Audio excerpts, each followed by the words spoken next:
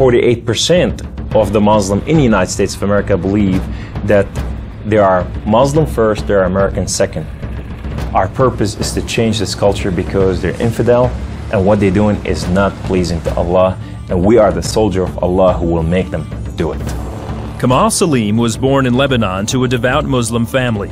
As early as 4 years old, he remembers sitting at the kitchen table while his mother taught him about the Quran and his duty to Allah and jihad. From my childhood, my mom said, one day you'll be a martyr, my son. You will die for the sake of Allah and you will exalt Islam. She said, if you kill a Jew, my son, your hand will light up before the throne of Allah, and the host of heaven will celebrate what you have done. Kamal was 7 when his parents sent him to Muslim training camps to learn to use weapons and engage and kill the enemy. The boys were also taught another, more subtle form of warfare. We were training for what's called culture jihad, which is shifting cultures. Culture jihad is, it's unlike the sword, unlike the rifle, it is the jihad that will come into your world. By his 20s, Kamal was chosen to wage cultural jihad on America. In Islam, liberty, freedom, monarchy, all these are idols, and these must be brought down. So the liberty that you have in the United States of America, it's anti-Islam. You know, so America must be changed. So I moved to the Bible Belt specifically. The Bible Belt was the strongest of strongest. That's where the stout Christians are. And I want to take on the best of the best because I considered myself as a sword of Islam. I thought I'm anointed, I'm unique, I'm selected, I'm coming to a country and a culture to change it, and I have the power of Allah with me. In the early 1980s, Kamal entrenched himself in a small Midwestern town. He began targeting men from poor neighborhoods to recruit them to the Muslim faith. But one afternoon, his life would be in the hands of those he hated the most. I was going from one place to another to do a recruitment, and that day I had a car wreck. The car wreck was so severe, I ejected out of my car, landed on my neck, broke my neck in 2 places. This man came running to me, and he said, don't worry, we're gonna take care of you, and everything's gonna be all right. The ambulance came and picked me up, and now I go to the hospital. The orthopedic surgeon in the emergency room looked at my chart, and he just said, son, we are going to take care of you, and everything's gonna be all right. The second day I wake up in the hospital, and this head of physical therapy come and read my chart, and he turned around and he said the same thing word for word.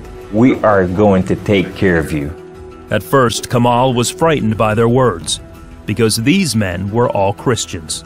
You see, in terrorism, if they said we're going to take care of you, you'd better run. Surgeries to repair Kamal's broken neck were successful, but recovery would take weeks. After being discharged from the hospital, he would need someone to care for him while he recuperated. Kamal had no one, so the orthopedic surgeon opened up his own home to this stranger. In his home, they put me in the choicest room, in the most beautiful thing. I became like part of their family. They didn't see me any different, and now they have a basket set for Kamal. They put in money to free my bills from the hospitals. Kamal was overwhelmed with the outpouring of Christian love. As he recovered, he began to help out around the house with cooking and cleaning. They have Jewish friends, they came from Israel, that they support, you know, and now I'm hugging Israelis and I'm cooking for Jews. I'm going, what has happened to me? When Kamal was able to take care of himself and return to his apartment, the doctor had another surprise for him.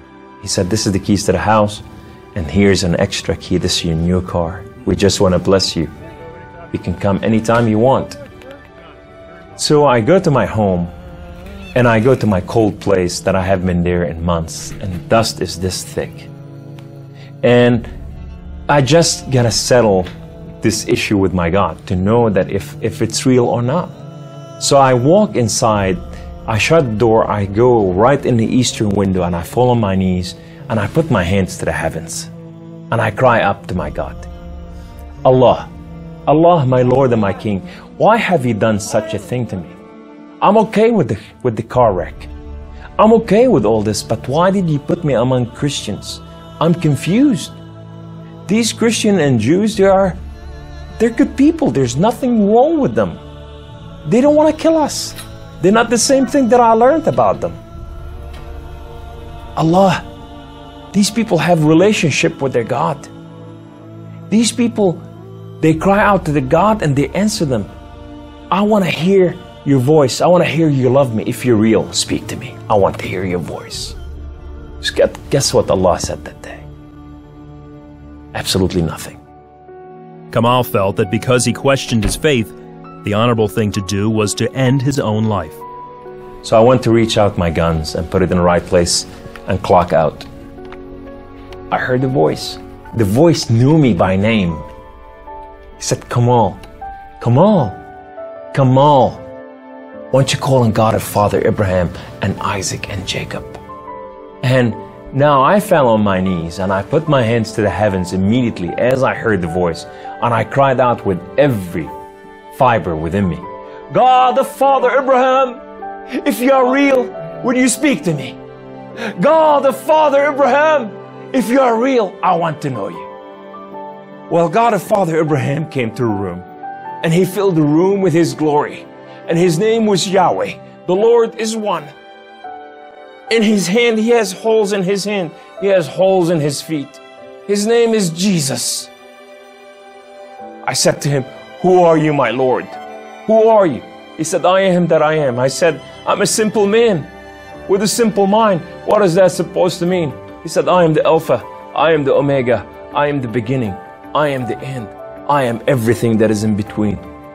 I have known you before I formed the foundation of the earth. I have loved you before I formed you in your mother womb. Rise up, Kamal. Kum, you are my warrior, you are not their warrior. And I said to him, I said, my Lord, I will live and die for you. He said, do not die for me. I died for you that you may live. That day, instead of taking his life, Kamal gave it to Jesus. He now has a new mission and travels the country challenging Muslims to question their allegiance to Allah. My heart desire is to reach out for my brothers and sisters, the Muslim out there, 1.5 billion Muslim, that they are living out there and they have not tasted freedom, and that freedom in God. It's been over 20 years since Kamal left the Islamic faith, and even threats of violence and death cannot stop him from sharing his story. He is real. You know, and if you never experienced God before in your life, if you never tasted God, and if you think you got nothing to lose, when you're sitting in your home, whether you're a Muslim or a non-Muslim or a non-Christian or whatever you are, say, call on God of Father Abraham and Isaac and Jacob, and say, if you are real, speak to me, I want to hear your voice.